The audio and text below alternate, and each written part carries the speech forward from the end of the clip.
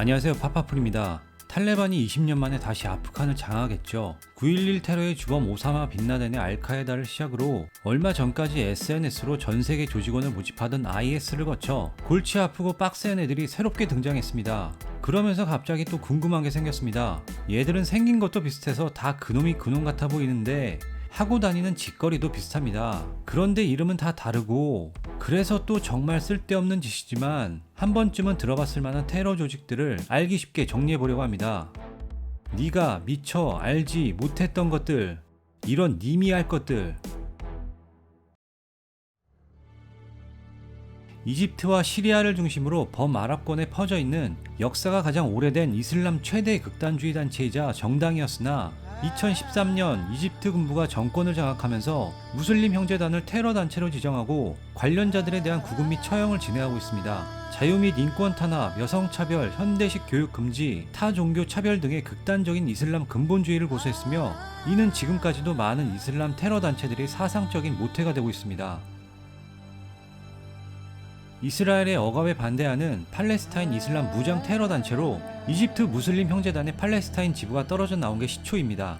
오직 이스라엘을 상대로만 테러를 하고 있긴 하지만 민간인에 대한 테러나 어린이를 이용한 자살폭탄 테러로 비난받고 있는 테러 단체입니다. 현재 팔레스타인 가자 지구의 실질적인 정부 역할을 하고 있으며 중동 최강 이스라엘군과 싸워도 육상전에서는 뒤처지지 않을 정도의 전투력도 가지고 있습니다. 이들은 팔레스타인의 독립과 재건을 위해 싸우기 때문에 광신적 교리에만 매달리는 알카에다나 IS와는 상극이라고 합니다.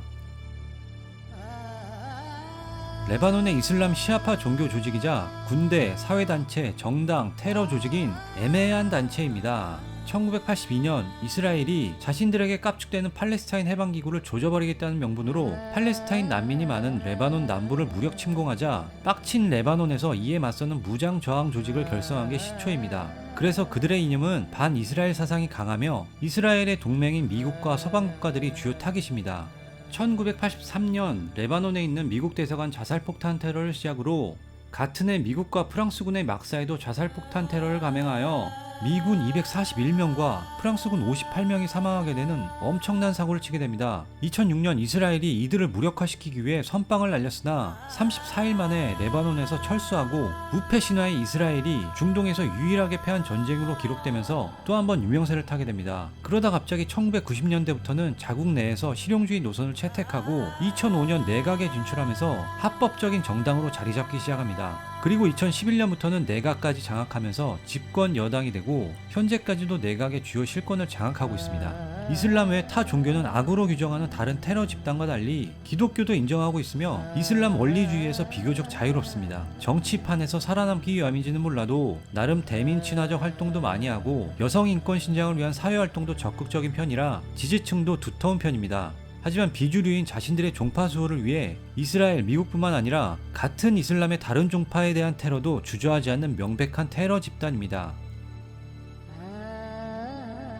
과거부터 아프가니스탄은 교통의 중심지로 19세기 이후 해양 진출을 위해 남하하려는 구소련과 이를 저지하기 위한 영국의 무력 충돌이 자주 일어나던 지역이었습니다. 이후 1979년 집권하고 있던 친소련 세력의 공산 정권에 저항하여 반군 게릴라 단체가 만들어졌는데 이들을 바로 무자헤딘이라고 불렀습니다. 이때 이슬람 전역에서 많은 무슬림들이 아프가니스탄을 돕기 위해 몰려들었고 다국적 이슬람 용병 집단으로 세력이 커지게 된 거죠. 또한 냉전시대 소련과 대립하던 미국도 소련의 견제를 위해 이들 무자헤딘을 뒤에서 적극 지원했습니다. 10년의 긴 싸움 끝에 1989년 제네바 협정에 의거 소련군이 아프간에서 전면 철수하고 새로 수립된 정부군과의 지속적인 내전 끝에 1992년 무자헤딘이 아프간의 수도 카불을 점령하면서 무자헤딘 중심의 아프간 이슬람 정부가 수립되었습니다. 하지만 사공이 너무 많았던 무자헤딘은 신정부 구성을 놓고 지들끼리 주도권 다툼을 벌이는데 2년 뒤인 1994년 이슬람 원리주의를 신봉하는 모하메드 오마르라는 지도자를 중심으로 지금의 탈레반이란 이름의 세력이 깜짝 등장,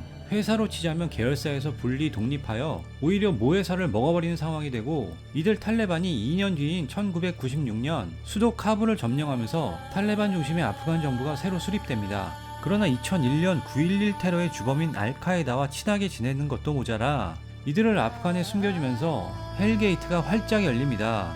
뚜껑 열린 미국이 흩어져 있던 무자히딘의 뒤를 다시 봐주는 동시에 아프간 공습을 시작해 9.11 테러 2달 만인 2001년 11월 탈레반을 몰아내고 다시 수도를 점령하면서 탈레반은 와해된 것처럼 보였죠. 그리고 20년 후인 2021년 현재 모두가 아는 것처럼 미국이 아프간에서 전면 철수하면서 기다렸다는 듯이 탈레반이 다시 아프간을 점령한 상황입니다. 앞에서 얘기했던 것처럼 냉전시대 미국은 소련을 견제하기 위해 아프간의 반군 게릴라 단체인 무자히딘을 지원했습니다. 그리고 그런 미국을 도와 무자히딘을 훈련시키고 자금을 지원한 무슬림들이 있었는데 무슬림 형제단의 단원이었던 압둘라 아잠과 그의 제자였던 오사마 빈라덴도 그중 일부였습니다. 이들은 1984년 마크탑 알 키타맛이라는 군사 조직을 만들고 미국과 사우디의 막대한 자금력을 바탕으로 무자히딘을 지원하는 역할을 했습니다. 그러나 스승과 뜻이 달랐던 오사마 빈라덴이 1988년 알카에다라는 단체를 창설하고 사우디아라비아의 금수저 출신답게 든든한 돈줄을 바탕으로 많은 이슬람 원리주의 단체들을 결집시키고 나중에는 마크탑 알 키타맛도 흡수시켜버립니다. 그런데 이렇게 미국의 지원을 받던 오사마 빈라덴이 갑자기 반미로 태세 전환을 한 계기는 무엇일까요? 알카에다 창설 2년 후인 1990년 8월 이라크가 쿠웨이트를 침공하고 사우디가 자신들도 이라크의 희생양이 될 것을 우려해 미국의 도움을 받고자 미군의 사우디 주둔을 허용하게 되는데 오사마 빈라덴은 자신의 조국이자 이슬람의 성지인 메카와 메디나가 있는 사우디아라비아에 기독교 국가의 군대가 주둔해 있다는 게 용납이 되지 않았고 이에 격분하여 미국을 주적으로 삼았다고 합니다. 거기에 소련과 아프간 전쟁 이후 투쟁 방향을 상실해 방황하던 다국적 게릴라 이슬람 용병들에게 반미 성전이란 좋은 먹잇감을 던져주고 이들을 결집시키면서 알카에다를 급속도로 성장시키게 됩니다. 그리고 90년대 중후반부터 미국을 향한 크고 작은 테러를 일삼다가 마침내 2001년 어떠한 이유로도 용납이 되지 않는 9.11 테러라는 상또라이 짓을 하죠. 2011년 오사마 빈라덴은 미군에 의해 사살되었지만 아직도 알카에다와 그 잔당들은 탈레반의 아프간 장악 소식에 축하 메시지를 보내며 자신들의 건재함을 드러내고 있다고 하니 테러와의 전쟁은 여전히 끝나지 않은 것 같습니다. 다소 생소한 이름의 유일신과 성전이란 조직은 1999년 요르단의 폭력배 출신 아부 무사브 알 자르카위가 이라크를 중심으로 세력을 키우던 이슬람 순위파 극단주의 테러 조직이자 그 유명한 IS의 전신인 단체입니다. 어떤 테러 집단이든 막 나가기로는 모두 거기서 거기라지만 개인적으로 얘네들이 제일 쓰레기라는 생각이 드는 건 자살폭탄 테러나 납치, 살해, 강간, 방화는 말할 것도 없고 민간인 납치 살해 영상을 공개하는 미디어 테러를 시작한 최초의 집단이라는 겁니다. 한국인을 포함한 여러 국적의 무고한 민간인들이 그들의 손에 희생됐고 테러 방법에 있어서는 가장 악랄하고 치졸하다고 볼 수 있습니다. 2004년 알카에다에 흡수되어 알카에다 이라크 지부로 명칭을 변경했다가 2006년 알 자르카위가 사살되고 그의 오른팔이었던 아부 바크르 알 바그다디가 조직을 개편하게 되죠. 이후 구심점을 찾다가 2014년 시리아 내전의 주도권을 알카에다로부터 완전히 빼앗은 것을 기점으로 이라크와 시리아 내전을 주도하게 되고 이후 IS를 창설하게 됩니다. IS라는 말에서부터 알 수 있듯이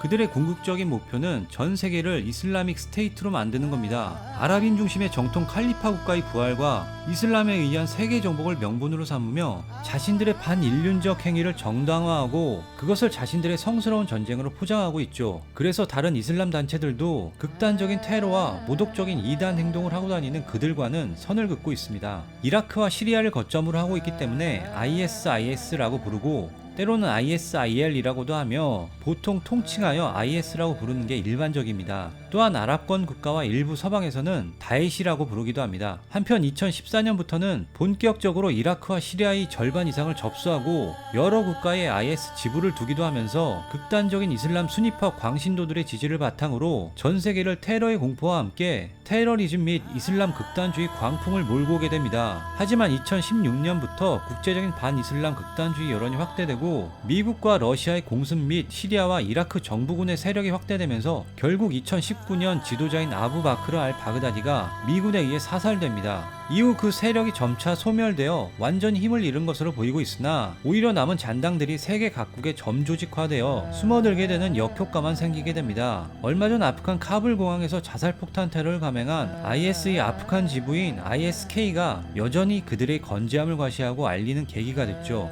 이렇듯 중동은 아프간을 거점으로 탈레반과 그를 추종하는 알카에다 무리의 호시탐탐 주도권을 회복하려는 IS까지 가세하여 점점 테러 단체들의 아지트로 타락해가고 있습니다. 뿐만 아니라 많은 국가들과 이익집단, 종교단체, 또 다른 테러 단체 등이 얽히고 설켜 각자의 실익과 명분을 내세우며 새로운 싸움을 시작할 것으로 예상됩니다. 누가 진짜 나쁜 놈인지 아닌지 구분이 잘 가지 않는 혼돈 속에서 사실은 나쁜 놈과 더 나쁜 놈만 있을 뿐 어차피 모두가 똑같은 놈들입니다. 그렇다면 아프간을 장악해 인권을 탄압하는 탈레반이나 자살폭탄 테러를 하는 IS가 테러리스트라고 불리듯이 과거 우리나라를 침략해 주권을 빼앗고 살인과 약탈을 했던 일본 역시 그놈들과 똑같은 테러리스트라고 불러야 하는 건 아닌가요? 이상 파파풀이었습니다.